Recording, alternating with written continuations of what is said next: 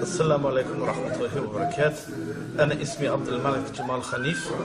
I came to Islam, inshallah, 24 years ago. Before this, I was a heavy metal punk musician. I grew up, had good education, but I was rebellious. I was like a human version of Iblis in the way that I rebelled. I would not bend my neck to anything. I questioned everything I was taught. I questioned history. I questioned that there was history and there is his story. There are truth and there are lies. And I rebelled against the British way of everything. I never drunk, I never did these things, but I thought I will rebel against the system, against the governments that I think are unfair. I will do it through music. Alhamdulillah. So I did music that criticised the government, criticised the society I lived in, thinking this would also make me happy. Happiness doesn't come from the outside, happiness comes from within. I now know happiness as water, as life itself comes from Allah subhanahu wa ta'ala. At the time I thought I could make myself happy through the music. I thought following my own ideas and the ideas of others would make Islam, would make my life complete. So what did I do? I played loud music and I deafened a generation. And tattooed, and I was pierced, way before all the people were doing this thing. Now it is commonplace. Then 20 odd years ago it was unusual and it was very uncommon. You can see the holes in my ears. They are not from fighting in Afghanistan, astaghfirullah. Unfortunately they are from my own stupidity. But we did these things and we live with the consequences. Would you like to just to show me a bit of your chest? I could see some tattoos in your neck. Oh, this will be difficult. But if I say that the tattoos goes from here right the way across and down. No problem. There's no aura there anyway, so could just show me your neck a bit. That's all. MashaAllah. I understand that you were half Irish, and that the father side. Subhanallah. Let me just stick it. Subhanallah. La ilaha illallah. But you could imagine what a person he was when he was at that time. Now at the moment I can just say to the brother that he had some light in his face because of the light of the hidayah, the nur of the Islam, the guidance, or the darkness of that heavy metal, what he said. It was satanic way, wasn't it? Yes, I would say it was. I would also say that it was done through anger for various reasons. Anger at society, anger at things that I didn't understand, anger at that there must be more in life than just property, money and health and wealth. These things are, everybody says this is the meaning of life. I've always thought there was a God and I always asked where he was. I looked at every ism. I had a good university education, but I argued against everything. And at the end of the day I looked at Christianity and they were saying about Allah subhanahu wa ta'ala has a son, and I could not accept this. But if Allah needed a son, that would mean he has a weakness. He is in need of an heir. If you have a son, you're going to die, he takes over. Why do you need this if he's all sustaining, all powerful? So this did not make sense. I looked at the Hinduism and they worshipping the statues, and I said to one, if I break your statue, will your statue come and hurt me? I didn't even know about Islam, and he said, it would be a terrible thing. So if I throw your statue on the floor, it will kill me. I thought this is ridiculous. It is a nonsense. I looked at Jewish religion. I thought, well, I can't be this because this is not just a religion; it's a race as well. And I'm not of that race. So how can I join something I'm not a part of the club? It didn't make sense either. I thought God created everything, not just one people. I looked at all these different philosophies: Marxism, ism, schism and ism. And at the end of the day, all they are is man-made, manufactured, made by man for man's ego. And this I did not understand. A long time ago now, subhanahu wa ta'ala, I was walking along Kensington High Street and a brother had a leaflet and he was doing a very early version of dawah. There was no dawah 20 odd years ago. There was very few Muslim reverts. I don't like the word convert. Convert is to change. To revert is to go back. I have gone back to what my natural inclination should have been in the first place. There is no room for a convert. So I took the leaflet and I saw the word Islam and I thought, what is this thing? Whenever I was very little, my grandmother, because I grew up with my grandparents, took me to Hyde Park, and I used to see Arabic graffiti on the wall, and I used to like the script. I used to like and I used to wish I could understand what he said. Somewhere deep down inside, that must have stayed with me. Because when I got this leaflet and it said Islam on it, I wanted to check this out. Then there were very few books on Islam. I found one, and it was Ghulam Salwa's Belief and Teaching in Islam. In its first edition, it's now in its 9th or so edition.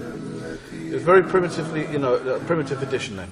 And I read it, and alhamdulillah, I saw the script again, and I thought, so it's this religion that has the script that spoke to me from a young child. That I thought, what is this thing?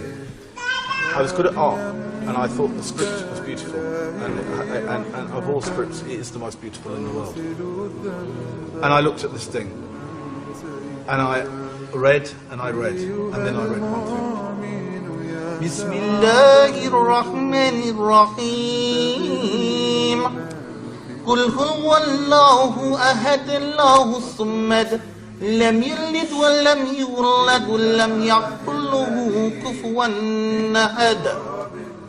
They weren't expecting that, mashallah, from you. The way you sound, mashallah. Mashallah, tabarakallah, tabarakallah. This changed my life. And you know the meaning of it, mashallah. To say that Allah is one.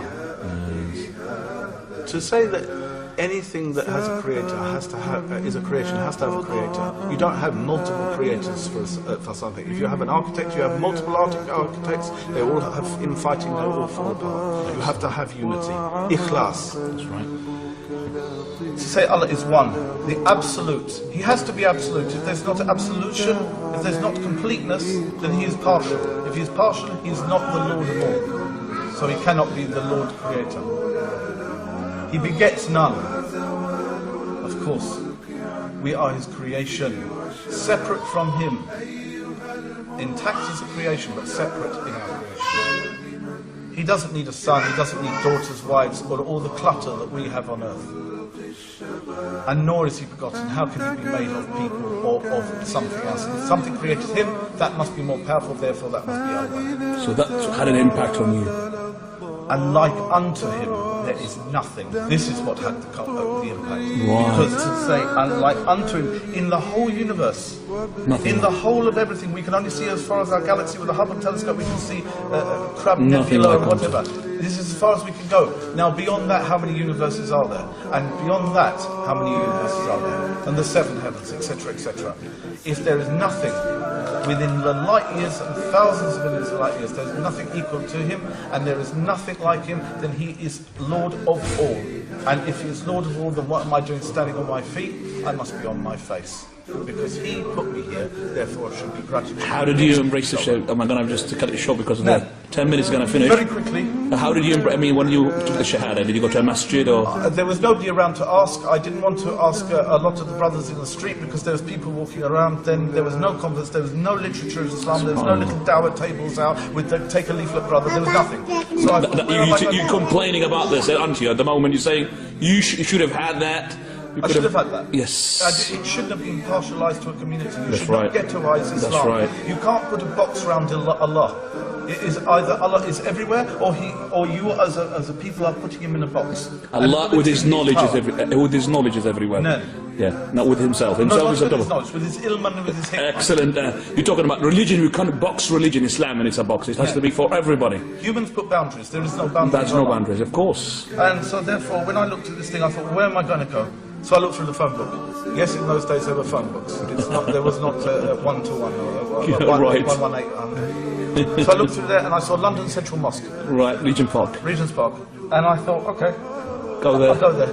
And I looking like I did, and I wish I had a photo of me as I did. I did a talk last week, I had a photo of what I used to look like. And going with this sort of look, and remember you had no beard. I had nothing, I had bright blue hair.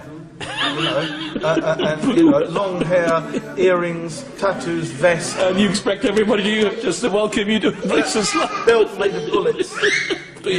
So what happened when they saw you? I went in there, I took the bullet belt off because I thought it might be a bit disquieting, and I tried to tie my hair back as best as possible. And I said that I want to make shahada. And they said, they were surprised. They couldn't believe it. They were baffled. And he just looked at me as if I was getting my hair in.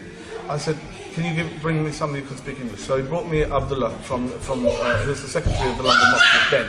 The one from Saudi Arabia, isn't he? La, he's from Muslim, Egypt. Oh, right, in Israel. And he said, you know, what do you understand about Islam? So I told him all that I've read, and I'm an avid reader. So I read, and I read. So he was surprised. He was surprised then, and he said, "Okay, I think you understand, but you know you can't look like you do." I said, "I don't want to look like I do. It's just that's all I have at the moment.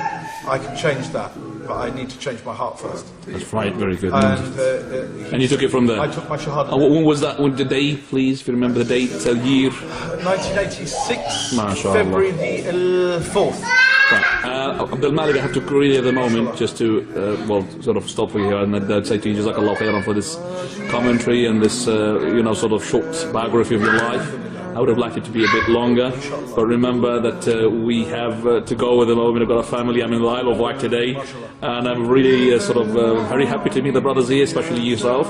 And definitely, inshallah, maybe we'll have a go at, we'll see each other tonight as well. Maybe There's one final thing. Go on. This is quite an interesting little twist. The Cat Stevens, who also became Muslim at that time, I was named after one of his songs with my original name. My original name was Matthew. I was named after Cat Stevens' song, and I ended up teaching with him at Regent's Park. He taught the adults, I taught the children. When I learned to write Arabic, I was teaching the Arabic to the small children. So how things come around, Allah has a wonderful plan, inshallah.